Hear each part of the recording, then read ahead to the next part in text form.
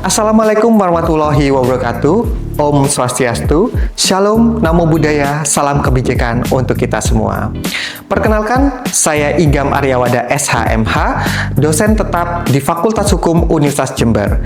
Pada kesempatan ini, izinkan saya menyampaikan unjuk kerja Tridharma Perguruan Tinggi pada bidang pengajaran dalam mata kuliah Hukum dan Hak Asasi Manusia dengan kode mata kuliah HKT 1308. Mata kuliah ini merupakan mata kuliah wajib pada program studi ilmu hukum berbobot 2 SKS. Mata kuliah ini mendukung capaian pembelajaran lulusan berupa kemampuan menerapkan metode berpikir yuridis normatif dalam penyelesaian persoalan hukum, kemampuan mengambil keputusan akademik secara mandiri maupun dalam tim, serta kemampuan mengkaji implikasi perkembangan ilmu pengetahuan dan teknologi dengan tetap memperhatikan nilai-nilai kemanusiaan sesuai dengan kaidah dan etika ilmiah. Capaian pembelajaran tersebut kemudian kami jabarkan menjadi 3 capaian pembelajaran mata kuliah. Pertama, mahasiswa mampu mengidentifikasi instrumen-instrumen terkait dengan hak asasi manusia internasional dan nasional, menjelaskan karakter dan dimensi hak asasi manusia, serta mendiskusikan teori-teori hak asasi manusia untuk menganalisis dinamika hak asasi manusia di berbagai negara, khususnya di Indonesia. Kedua, mahasiswa mampu menganalisis dan mendiskusikan isu-isu dan juga kasus-kasus dan persoalan hak asasi manusia secara objektif dengan menggunakan instrumen-instrumen hak asasi manusia.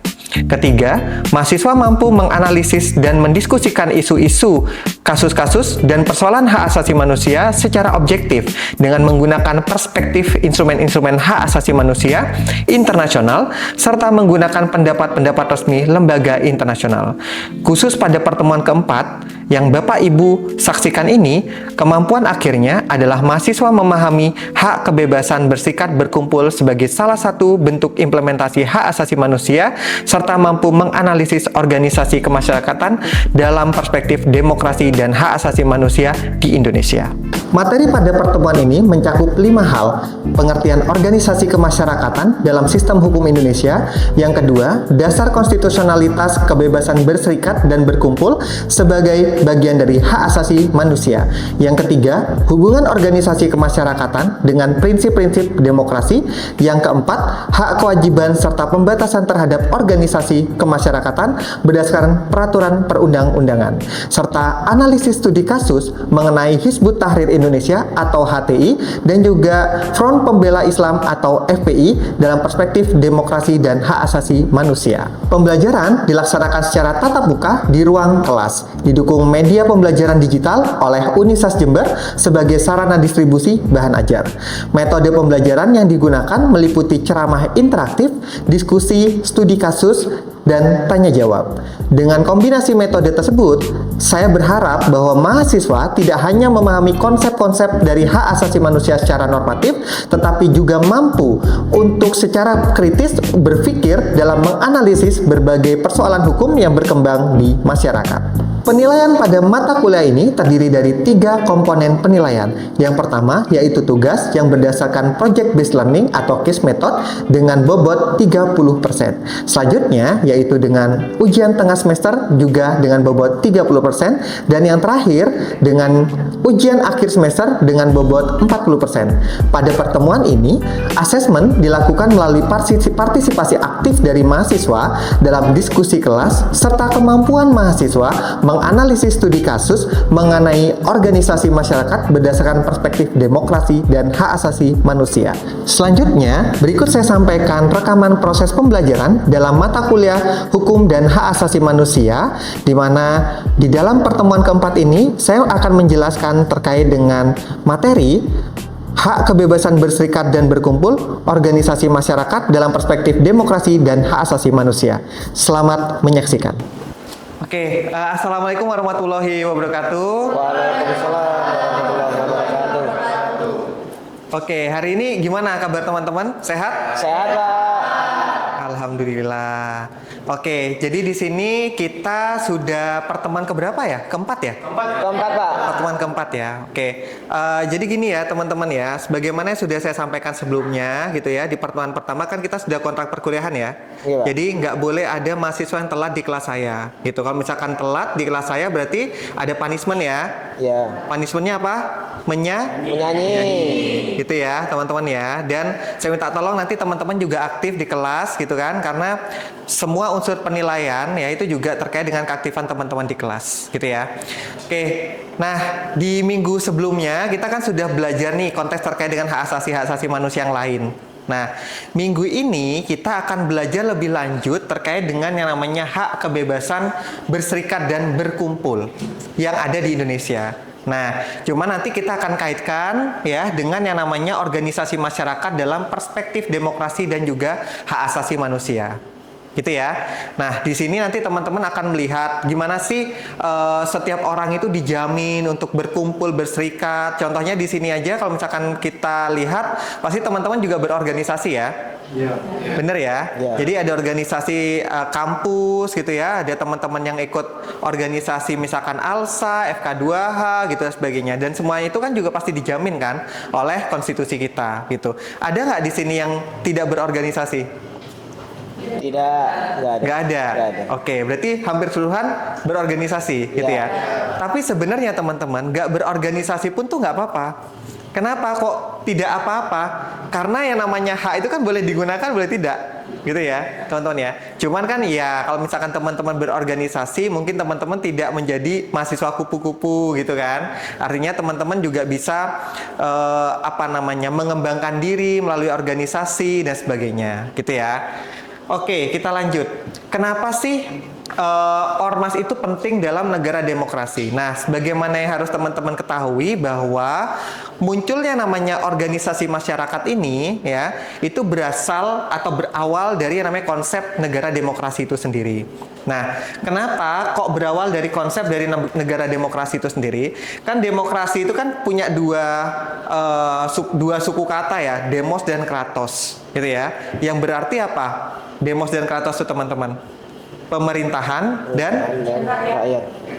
rakyat. Berarti pemerintahan yang berasal dari rakyat, gitu ya. Nah, artinya ketika kita melihat yang namanya suatu ormas ini dalam sebuah negara demokrasi ya, kita harus melihat bahwa sebuah yang namanya organisasi masyarakat ini merupakan sesuatu hal yang legal harusnya ada di Indonesia, gitu ya. Utamanya teman-teman sendiri pun juga berorganisasi, gitu ya, juga berkumpul, gitu kan. Nah, kenapa kok pada akhirnya itu orang itu berkumpul? Karena domainnya manusia itu kan makhluk sosial ya, Ya, betul. gitu ya. Even kalian mau introvert, extrovert, it's okay, nggak apa-apa gitu. Tapi kan mau kayak gimana pun kalian tetap makhluk sosial kan. Ada nggak di sini satu orang pun yang tidak sama sekali membutuhkan bantuan dari orang lain? Nggak ada. Nggak ada ya. Ega juga butuh bantuan kalau misalkan Ega lagi sakit kan. Nggak mungkin berangkat ke rumah sakit sendirian kan. Iya. Itu ya, meskipun bisa berangkat sendirian pasti, tapi nanti sama perawatnya ditanyakan kan. Iya. Gitu kan. Loh kok berangkat sendirian nggak punya saudara ya mas? Gitu ya. Gitu. Nah jadi kalau misalkan kita lihat di sini, ya pada dasarnya memang manusia itu adalah makhluk sosial. Gitu ya teman-teman ya. Kemudian demokrasi itu juga membutuhkan yang namanya partisipasi aktif dari yang namanya masyarakat. Nggak mungkin yang namanya demokrasi itu cuma dijalankan sendiri. Ya, demokrasi itu pasti rame teman-teman. Demokrasi itu pasti berisik, pasti, gitu ya. Nggak ada yang namanya demokrasi itu nggak berisik, nggak ada yang namanya demokrasi itu nggak rame, gitu. Udah dapat dipastikan yang namanya demokrasi itu pasti rame. Kenapa kok pasti rame? Karena sebagaimana sudah kita tadi bahas, demokrasi kan ada unsur rakyat di sana. Rakyat kan nggak mungkin satu orang, ya kan?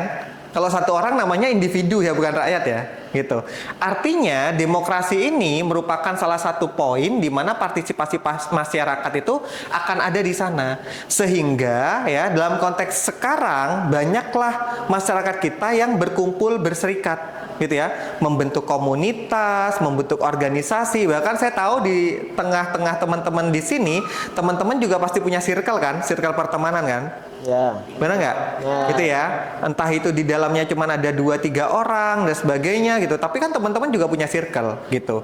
Nah, jadi kalau misalkan kita lihat konteks di sini ya, organisasi masyarakat itu kan adalah salah satu wahana partisipasi yang terorganisir. Untuk apa sih organisasi masyarakat itu ada? Ya, untuk teman-teman menyatukan pikiran gitu ya, menyatukan pikiran, menyatukan aspirasi yang sama gitu. Nggak mungkin teman-teman ikut dalam satu organisasi kemahasiswaan kalau teman-teman nggak punya pemikiran yang sama. Bener nggak? Teman-teman ikut ALSA. Oh, saya mau ikut ALSA nih. Biar apa? Biar saya bisa ikut mood court gitu ya. Karena kan di FH Uned kan belum ada KPS dan sebagainya gitu kan. Jadi domainnya di ALSA. Artinya teman-teman mengikuti ALSA ini agar teman-teman bisa berkembang. Kan gitu kan? Nah, kan nggak mungkin satu orang, dua orang punya pemikiran yang berbeda. Pasti ketika memiliki pemikiran yang berbeda, ya, yang bersangkutan itu pasti akan keluar dari yang namanya organisasi. Gitu kan teman-teman ya. Kan nggak mungkin teman-teman sekarang membentuk komunitas NMCC misalkan. Kemudian teman-teman nggak punya cara pandang atau pemikiran yang sama ketika teman-teman ingin mengembangkan grup ataupun komunitas NMCC ini untuk kedepannya, kan nggak mungkin gitu. Makanya kan teman-teman harus punya arah pemikiran dan tujuan yang sama, goals-nya itu harus sama gitu ya, sehingga teman-teman perlu untuk yang namanya membentuk kelompok, berkumpul, berserikat. Nah, tapi apakah kebebasan berorganisasi itu bersifat tanpa batas? Kira-kira menurut kalian gimana? Rehan gimana? Menurut saya pada akhirnya kebebasan organisasi tetap memiliki batas, karena memang pada akhirnya negara pun memiliki aturan yang memang tidak bisa dilanggar walaupun memang terbentuk suatu organisasi atau komunitas di masyarakat itu sendiri. Oke, jadi sifatnya terbatas, Rehan ya? Tetap terbatas. Oke, nah di sini ada satu pertanyaan. Apakah negara boleh membubarkan suatu organisasi masyarakat? Gimana, Ega? Menurut saya umumnya itu nggak boleh Bapak, karena sebagaimana di pasal 28 ayat 3 kan kita punya hak untuk berkumpul dan berserikat, jadi negara tidak boleh membubarkan kita. Tapi apabila organisasi masyarakat itu tidak sesuai, tidak sejalan dengan ideologi bangsa Pancasila, maka negara punya wewenang untuk membubarkan organisasi itu karena tidak sesuai dengan tujuan negara Bapak. Oke, berarti dalam konteks ini hak asasi kita untuk hak berkumpul, berserikat, berpendapat ini merupakan hak asasi yang terbatas ya? Ada batasnya Bapak. Ada batasnya ya? Oke. Nah, kemudian apa sih yang dimaksudkan dengan yang namanya organisasi kemasyarakatan atau ormas itu sendiri? Kalau misalkan teman-teman lihat di Undang-Undang Nomor 17 Tahun 2013, organisasi masyarakat itu adalah organisasi yang didirikan dan dibentuk oleh masyarakat secara sukarela berdasarkan satu, kesamaan aspirasi. Artinya goals-nya itu harus sama. Ya, nggak boleh satu orang tuh punya goals yang berbeda, udah pasti dia akan keluar dari organisasi tersebut. Nah, kedua, punya yang namanya kesamaan kehendak, kebutuhan, kepentingan, dan tujuan yang sama. Nah, kalau misalkan ini aja nggak sama, ya, sudah dapat dipastikan organisasi itu tidak akan pernah terbentuk. Sama seperti Indonesia ya, sekarang ya, teman-teman. Gimana sih caranya Indonesia itu berbentuk sebuah negara misalkan? Ya kan? Karena rakyatnya itu punya kesamaan visi misi dan tujuan yang sama kan dalam membangun bangsa itu sendiri kan. Artinya kalau misalkan kita lihat dalam alur pembentukan ormas, ada kesamaan aspirasi, kepentingan, tujuan, sehingga ormas terbentuk atau organisasi terbentuk. Ya, setelah itu partisipasinya ya ini digunakan untuk pembangunan nasional. Kalau misalkan kita lihat di tujuan ormas yang ada di dalam Undang-Undang 17 tahun 2013, sebenarnya ada 3 tujuan di sana ya. Pertama, meningkatkan partisipasi dan pemberdayaan masyarakat. Kedua, menjaga persatuan dan kesatuan bangsa. Ketiga, mewujudkan tujuan negara.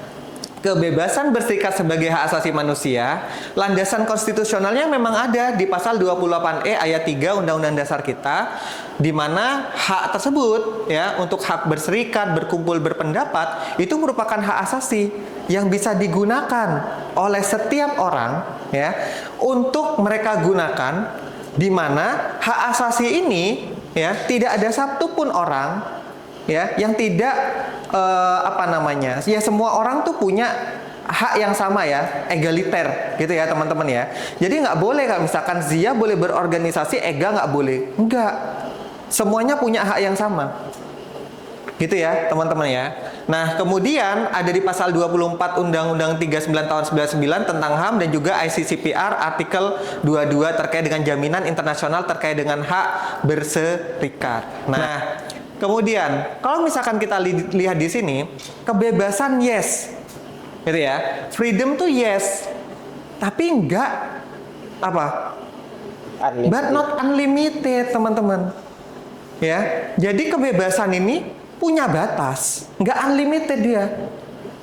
Nah, batasnya itu ada di mana sih sebenarnya? Kalau misalkan teman-teman lihat di Undang-Undang Dasar kita, batasannya itu ada di dalam pasal 28J. Ya, batasannya itu ada di mana sebenarnya? Batasannya itu ada di hak orang lain. Gitu ya, teman-teman ya. Ada di hak orang lain.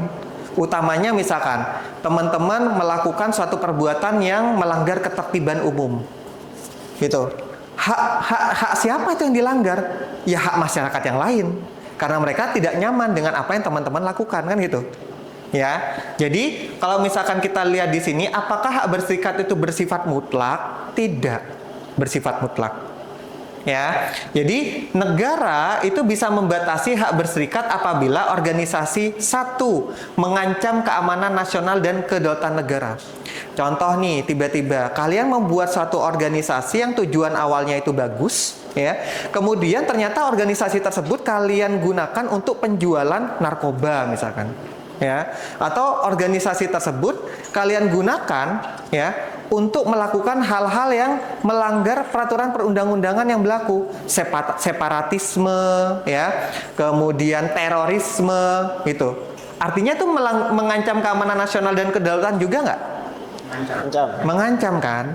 Nah, jadi kalau misalkan kita lihat di sini, ya, selain mengancam keamanan nasional dan juga kedaulatan negara, juga mengganggu ketertiban umum itu juga nggak boleh. Contoh tadi tiba-tiba melakukan sweeping. Ya. Kemudian ada hak, kewajiban, dan larangan ormas. Apa aja sih haknya? Haknya yang pertama mengatur organisasi secara internal. Ya, punya hak tuh kalian mengatur organisasi itu secara internal. Kemudian punya hak juga menjalankan kegiatan sosial, mendapatkan pelindungan hukum. Ya, kegiatan sosial yang bisa dilakukan apa ini? Seperti contoh gambar yang di sini. Ada bencana alam, ya, banjir dan sebagainya. Teman-teman melalui ormas kalian itu bisa membuat suatu gerakan gitu ya, untuk teman-teman membagikan bantuan kepada masyarakat itu sendiri. Gitu ya, teman-teman ya. Kemudian kewajiban ormas menjaga persatuan bangsa, menjaga keterlibatan umum dan transparansi keuangan. Ada larangan di sana, teman-teman. Ya, sebenarnya yang saya tuliskan di sini ini tidak lengkap ya. Lengkapnya lagi teman-teman bisa lihat di Undang-Undang 17 2013 ya, tentang ormas di pasal 59 gitu ya. Jadi kalau misalkan di sini saya tuliskan ada tindakan kekerasan itu tidak diperbolehkan. Separatisme, menyebarkan paham anti Pancasila ya, radikal dan sebagainya itu juga tidak diperbolehkan. Nah, selain itu ormas itu juga punya larangan-larangan lain ya, yang istilahnya juga domainnya itu terkait dengan pertahanan dan juga keamanan negara. Gitu ya, teman-teman ya. Jadi hak selalu diikuti oleh kewajiban. Jadi kalau misalkan ada ormas yang menganggap bahwa lah kami punya hak kok secara konstitusional gitu. Tapi kan mereka harusnya juga berpikir bahwa hak itu juga harus berkesesuaian dengan yang namanya kewajiban. Nah, kalau misalkan teman-teman lihat, ya, tadi saya udah bertanya, boleh nggak EGA ormas itu dibubarkan? Ya, secara garis besar apa yang disampaikan oleh EGA, tadi EGA menyatakan bahwa boleh dibubarkan. Kalau apa? Kalau dia melanggar beberapa batasan-batasan yang sudah ditentukan oleh undang-undang. Gitu ya, teman-teman ya. Nah, kalau misalkan teman-teman lihat ada beberapa isu terkait dengan pembubaran ormas, yaitu HTI ya, Hizbut Tahrir Indonesia, dan FPI ya, Front Pembela Islam. Ada di sini yang anggotanya?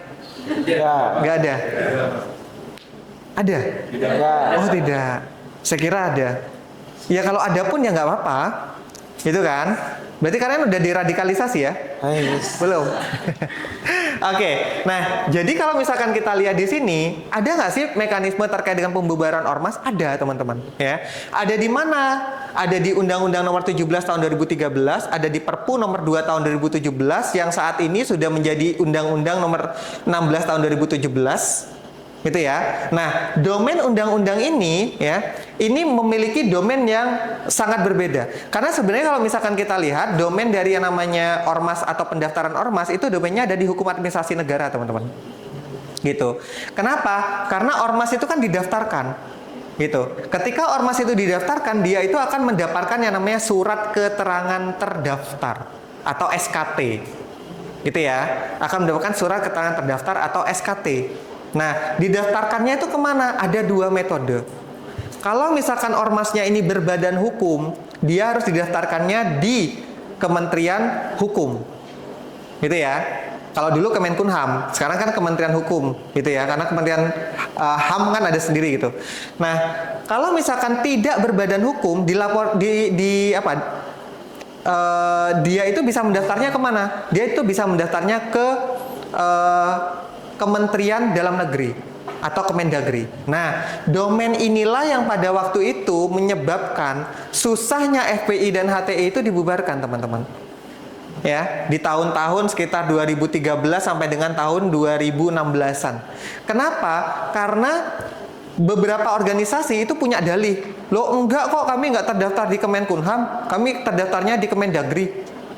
Gitu ya. Ada dalih. Bahkan waktu itu pemerintahnya juga bingung. Ya, saling lempar. Enggak terdaftar di Kemenkumham, dia di Kemendagri. Lempar lagi, lempar sana sebagainya. Akhirnya nggak dibubarkan. Selain itu, Undang-Undang 17 tahun 2013, ya, pasal terkait dengan pemberian sanksinya, ya, ini itu sifatnya layering, teman-teman. Ya, sifatnya layering. Jadi diberikan surat peringatan terlebih dahulu, tertulis pertama, terus kedua, terus ketiga, kemudian penghentian bantuan sementara, sampai pada akhirnya implikasi akhirnya ada pembubaran ormas. Tapi pada akhirnya karena surat peringatan terdaftar itu surat peringatan yang diberikan itu bisa dikatakan punya batas waktu, ya, akhirnya ormas itu susah dia untuk dibubarkan. Kalau misalkan dalam jangka waktu batas waktu yang sudah ditentukan tuh ormas itu bersikap baik, gitu ya, ormas itu akan dicabut untuk dicabut untuk sanksinya tadi. Artinya ketika dia melakukan suatu hal yang dilarang lagi, gitu ya, dia pasti akan kayak gitu lagi, balik lagi. Nah, itulah kenapa diubah dengan Perpu nomor 2 tahun 2017. Ya, implikasinya adalah ini pertama kalinya HTI dibubarkan, teman-teman. Gitu ya, pertama kalinya HTI dibubarkan. Ya. Kenapa kok bisa dibubarkan? Karena dia domainnya sudah pakai contrario actus. Contrario actus itu kan asas yang ketika orang yang memberikan izin, ya, bahkan orang tersebut juga yang bisa mencabut yang namanya mencabut suatu izin, ya, atau mencabut suatu keputusan. Itu yang dinamakan sebagai contrario actus. Gitu ya, teman-teman ya. Nah, ini ada studi kasus HTI sebagaimana sudah saya jelaskan tadi. Kemudian saya mau coba berdiskusi sedikit gitu ya sama teman-teman. Nah, satu diskusi aja di sini, gitu ya, satu diskusi aja. Kira-kira apakah pembubaran HTI melalui mekanisme contrario actus itu melanggar HAM dan prinsip due process of law? Gimana? Ada yang mau menyampaikan pendapat? Oke, Ega. Gimana, Ega? Menurut saya, sepemahaman saya dari penjelasan Pak Igam tadi, pembubaran HTI melalui mekanisme contrario actus itu tidak melanggar HAM dan prinsip due process of law. Meskipun kita lihat di pasal 28 ayat 3 tadi, memang kita punya hak untuk berserikat, berkumpul, dan menyatakan pendapat. Tapi kita harus baca juga di pasal 28J, apalagi di ayat 2 terjelas bahwa batasnya adalah undang-undang, ketertiban umum, nilai-nilai dan ideologi bangsa kita, yaitu Pancasila. Apalagi HTI ini kan kayak mengubah kepemimpinan kita jadi khalifah kayak Islamiyah gitu ya, Pak. Tentu itu sangat bertentangan dengan ideologi Pancasila yang dimana tidak hanya Islam saja yang hidup di negara ini. Jadi pembubaran itu tidak melanggar HAM dan prinsip due process of law karena bertentangan dengan ideologi Pancasila, Pak. Oke, good. Ada pendapat lain? Mungkin ada dissenting opinion, Rehan? Mungkin kalau dari saya sendiri sebenarnya bisa dibilang sependapat dengan Ega. Namun Bapak, saya di sini juga melihat ada beberapa kasus pembubaran organisasi masyarakat yang memang pada akhirnya itu mereka melakukan kegiatan itu masih sesuai dengan ideologi bangsa. Namun terdapat mungkin beberapa penyalahgunaan wewenang yang pada akhirnya mengakibatkan pembubaran, dan menurut saya baru bisa melanggar HAM dan prinsip due process of law itu sendiri. Namun apabila kita melihat kasus HTI, memang sudah sewajarnya untuk dibubarkan menurut menurut saya seperti itu. Oke, jadi kalau misalkan kita lihat di sini, kan memang ada dua konteks ya, gitu. Pembubaran itu dalam konteks terkait dengan Undang-Undang 17 2013 atau Perpu nomor 2 tadi, gitu. Nah, kalau misalkan kita melihat di Perpu nomor 2, ya, bisa dikatakan gampang banget teman-teman, ormas itu dibubarkan ketika dia terlihat melanggar yang namanya satu peraturan perundang-undangan itu sendiri gitu. Sebenarnya di awal kemunculan Perpu nomor 2 waktu itu banyak masyarakat tuh yang tidak setuju teman-teman terkait dengan pembubaran tersebut. Kenapa kok tidak setuju? Karena katanya melanggar hak asasi. Gitu kan. Nah, tapi kalau misalkan kita tetap mempertahankan Undang-Undang Nomor 17 tahun 2013 akan sulit teman-teman.